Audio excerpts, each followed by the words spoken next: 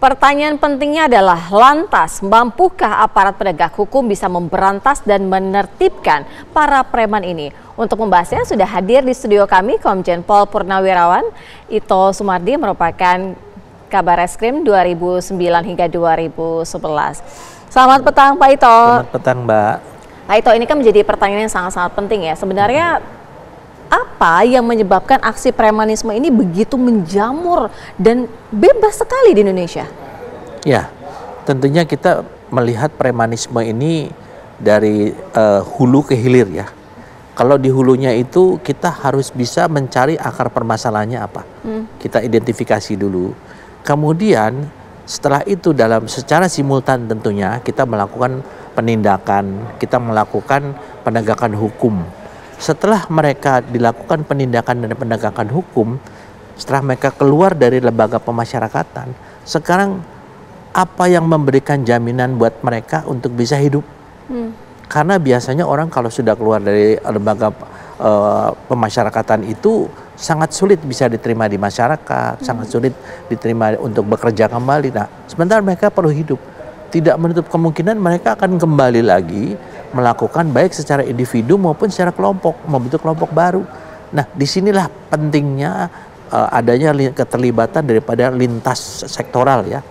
Pada saat dia melakukan kita melakukan penegakan hukum atau penindakan, tentunya ujung tombaknya ada kepolisian didukung oleh TNI ya, BIN, BAIS ya, kemudian Kemendagri yang memberikan satu pendaftaran mereka, kemudian juga Kementerian Hukum untuk kalau mereka terdaftar, kan ada yang mereka berbadan hukum dan hanya terdaftar. Kemudian pada saat pasca itu, nah ini menjadi tanggung jawab pemerintah. Siapa yang menjadi tanggung jawab? Ujung tombaknya adalah Kementerian Sosial. Tapi apakah selama ini sudah dilakukan oleh tidak? Makanya kalau membentuk Satgas itu tentunya kita melihat masalah dari hulu ke hilir. Jadi missing link-nya itu setelah pascanya itu ya, sehingga mereka kembali lagi berulah, kembali lagi. Karena mereka merasa itulah satu-satunya mereka bisa mendapatkan uang. Ya, kan mereka manusia, Mbak. Manusia perlu makan, perlu hidup. Pada saat mereka sudah dilakukan penindakan, mereka akan keluar dari lembaga masyarakat sebagai orang yang memiliki permasalahan hukum. Dan itu tentunya merupakan stigma di masyarakat yang masyarakat juga belum tentu mau menerima. Baik di lingkungannya dia, apalagi dia untuk bekerja. Nah, sebagai seorang manusia kan dia perlu makan, dia perlu hidup, dia perlu kerja. Baik, Pak itu ketika menjadi Kabareskrim bagaimana mengatasi para premanisme ini? Ya, situasinya beda dulu Mbak ya. Tentu kan dinamika kehidupan masyarakat ini kan berbeda. Dulu dengan sekarang beda. Situasi kondisi perekonomian nasional dulu pun beda. Jadi masalah penyebabnya ini adalah satu, mungkin mereka jobless, tidak punya pekerjaan. Yang kedua, kemudian mungkin kemampuan negara untuk memberikan fasilitas kepada mereka ini, misalnya pekerjaan dan lain sebagainya, itu sangat terbatas. Apalagi kita tahu kondisi sekarang, berapa ratus ribu orang yang di PHK. Di mana mereka ditampung, mereka perlu makan.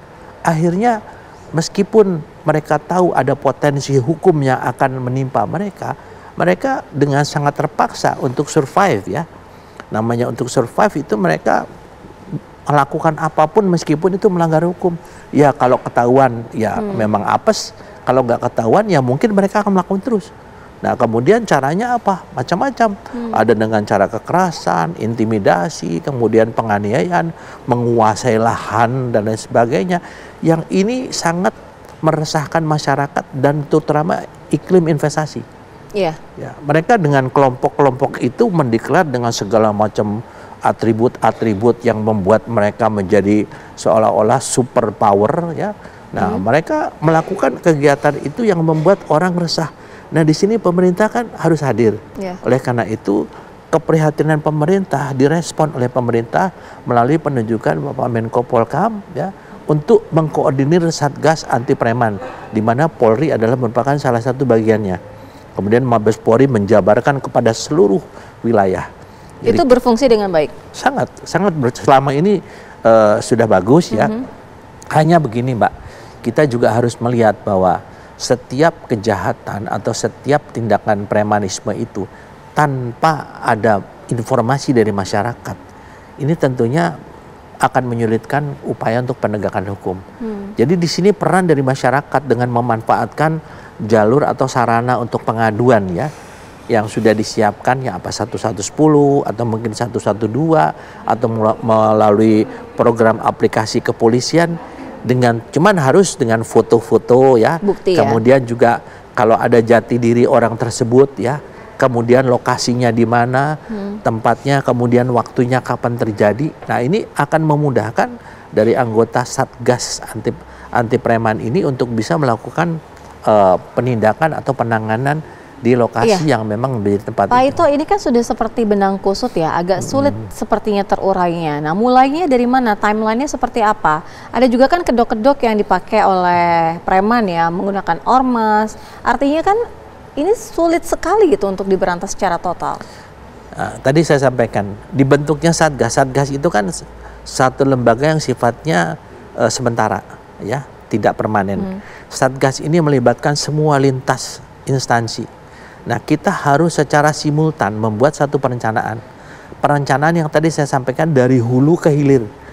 Jadi ini nanti harus berpikir kalau sudah kita melakukan penindakan, maka proses hukum. Proses hukum ada proses lembaga pemasyarakatan ya. Dari sana mereka keluar. Jadi masing-masing instansi itu mereka sudah menyiapkan melaksanakan tugas pokok dan fungsinya.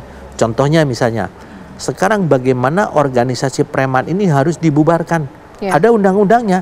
Undang-undang ormas itu kan ada tahun nomor 17 tahun 2013. Kemudian diperbarui dengan Perpu nomor 2 tahun 2017 ya. Nah, di sana jelas disebutkan bahwa organisasi preman ini kalau mereka dianggap tidak sesuai dengan Pancasila dan Undang-Undang Dasar 45 sebagai salah satu persyaratan dan mereka melakukan larangan-larangan maka terkena sanksi, bisa dibubarkan tanpa harus melalui satu proses persidangan atau peradilan. Bisa langsung dibubarkan. Nah, sekarang tinggal mau tidak kita membubarkan.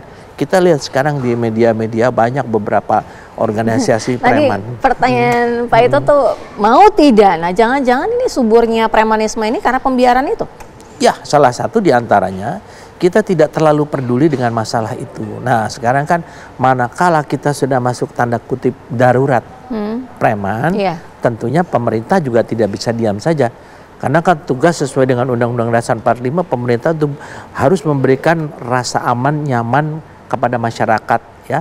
Nah, disinilah betul-betul dituntut bahwa pemerintah harus mempunyai satu perencanaan dari hulu ke hilir ya. Jadi dari hulu ke hilir. Hulunya itu kita harus melihat akar masalahnya.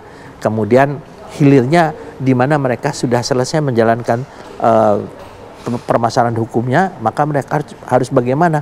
Ini tentunya instansi terkait yang memiliki tupoksi ini harus aktif gitu. Ya, ada tidak sih Pak Ito kaitannya dengan kepentingan-kepentingan politik sehingga adanya pembiaran, kemudian juga menggunakan premanisme ini ya akhirnya tetap saja subur begitu? Ya, sangat. Dikelola dengan baik lah paling itu tidak. Sangat ada. Jadi begini, bicara masalah politik kan kita bisa melakukan segala cara lah. Ya, dengan cara mereka bisa memobilisasi atau dengan cara intimidasi, menakut-nakuti orang suruh milih siapa. Manakala orang yang menggunakan organisasi ormas ini ya atau preman ini dengan gaya-gaya preman ini, dia mendapatkan satu jabatan, otomatis kita akan merasa berutang budi kan? Dan dia cara menagihnya bagaimana? Dia tidak mungkin dikasih pekerjaan, dia tidak mungkin kasih uang. Ya, dia melakukan sesuatu yang pada akhirnya saya sebagai pejabat mungkin karena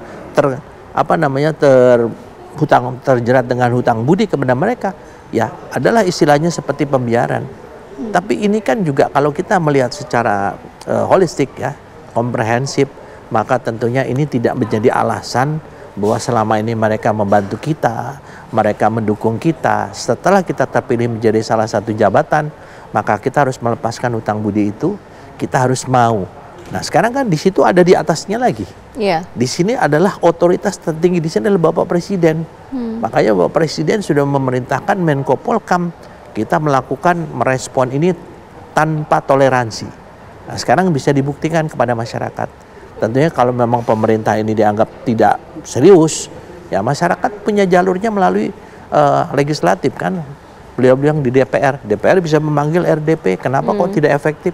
Dan ini harus selalu dikaji ya, dievaluasi, di ANEF secara berkala sehingga kita bisa melihat hasilnya, kendalanya apa, kemudian langkah apa yang harus kita lakukan ke depan. Ya, kalau dengan serius artinya Satgas bisa memberantas premanisme ini dalam kurun waktu berapa lama Pak Ito? Saya tidak bisa mengatakan ya, karena masalah sosial, ini kan masalah sosial Mbak ya. Ini sangat berkaitan juga dengan masalah kesejahteraan. Sepanjang kesejahteraan negara ini masih belum mampu untuk memberikan mereka satu ruang ataupun yang bisa memberikan jaminan kepada mereka, ini akan masih menjadi masalah sosial. Jadi kuncinya sosial dan ekonomi sebenarnya. Ya, jelas kalau kesejahteraan kan terkait ekonomi. Nah, nanti di sini ujungnya adalah masalah hukum. Jadi orang itu karena terpaksa, orang itu karena dia memang tidak memiliki sesuatu yang bisa dia manfaatkan untuk menghidupi dia, maka dia akan melakukan meskipun dia tahu itu melanggar hukum. Nah, tadi saya katakan, apakah kita melakukan pembiaran karena ada satu hutang politik, atau kita melakukan pembiaran karena kita takut, ya, atau kita tidak melakukan sesuatu karena kita melihat masalah ini belum menjadi masalah yang serius. Nah, sekarang sudah masalah sudah sangat serius. Iya, sudah darurat. Kita sudah melihat bahwa banyak sekali investor-investor yang pergi.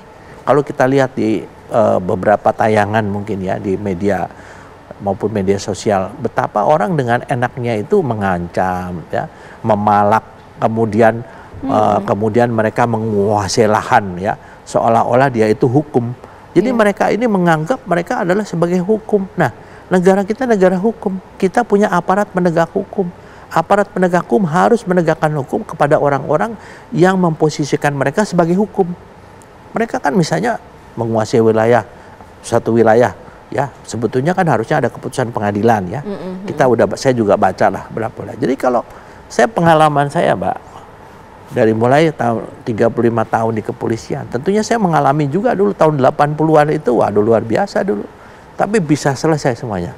Tapi kan kita tidak mungkin berharap sekarang kembali ke tahun 80-an, ya, karena kan dulu tuh masalah HAM tidak terlalu ditonjolkan lah, ya, kemudian semua juga orang merasa happy gitu, meskipun jujur aja waktu itu juga kita dalam keadaan darurat HAM, ya, karena kan di mana-mana kita bisa melihat betapa yang dilakukan penegakan hukum itu banyak menimbulkan korban, kan kita lihat manusia, mereka juga kan manusia, Pak, mereka perlu makan, perlu hidup. Nah, disinilah negara juga harus hadir.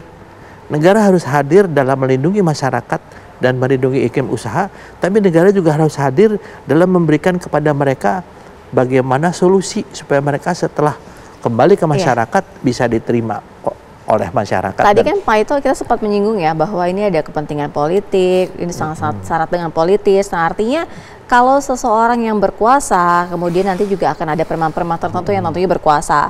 Begitupun bergantian dan bergantian. Nah, artinya bagaimana nih kondisinya akan terus-menerus seperti ini atau seperti apa? Makanya di sini Satgas ini dikepalai oleh Menteri Politik dan Keamanan.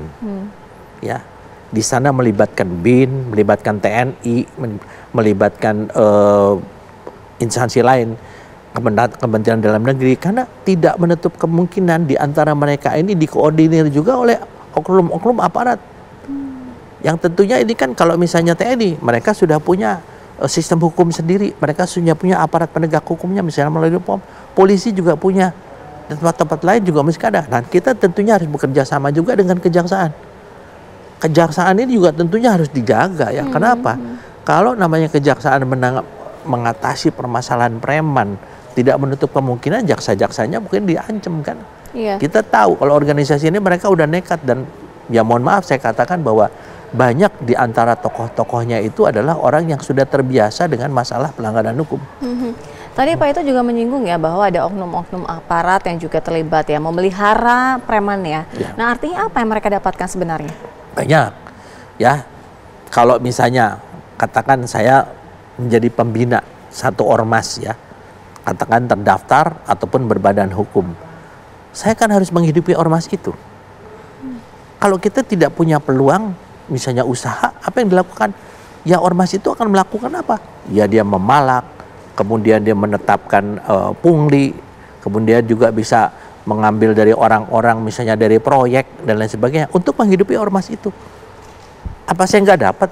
Loh, saya kan yang menggerakkan mereka. Nah, inilah yang tentunya saya katakan tadi, kita harus melihat, harus mengkaji betul setiap ormas itu apa latar belakang mereka, kemudian siapa yang ada di sana, struktur organisasi apa. Kan dalam undang-undang ormas itu kan harus ada tuh, selain dia jelas, ya? selain dia alasan pendirian, kemudian salah satu adalah struktur organisasinya. Kita lihat mereka, kita kan lihat ada ketua di wilayah.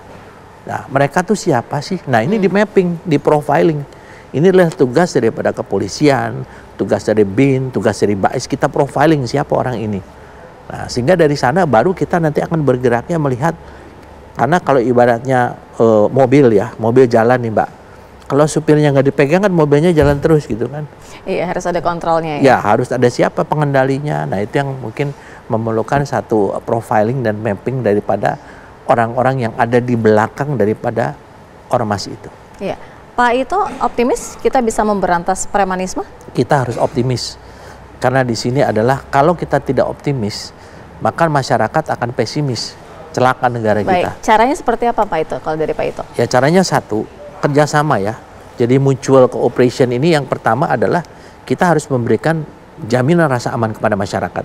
Sebaliknya masyarakat juga harus berpartisipasi secara aktif untuk bisa memberikan masukan kepada kita. Karena apa? Kemampuan daripada Satgas ini juga di tengah Indonesia ini ya, luas wilayah yang sedemikian besar juga kan terbatas, Mbak. Jadi begitu ada kejadian misalnya dari investor ya, mereka mengatakan Pak ada gangguan gini, kasih tahu kapan, di mana, siapa orangnya, foto, identitasnya apa, pasti ditindak. Kalau tidak, laporkan saja dengan DPR. DPR pasti akan mengadakan RDP. Ini buat apa ada Satgas ngabisin uang aja tapi tanpa melakukan apa-apa. Nah, disinilah pentingnya ada kerjasama antara pemerintah yang kemudian diwakili oleh Satgas dengan masyarakat. Masyarakat harus berperan aktif yang menjadi korban, ya. Baik, terima kasih Komjen Pol Purnawirawan Ito Sumardi sudah bergabung bersama kami. Iya, Mbak. Semoga saja ya, tadi tagline dari ataupun judul kita tuh diganti ya, Indonesia berantas premanisme ya, begitu ya Pak Ito ya. Terima kasih, selamat petang Pak Ito. Terima kasih Mbak.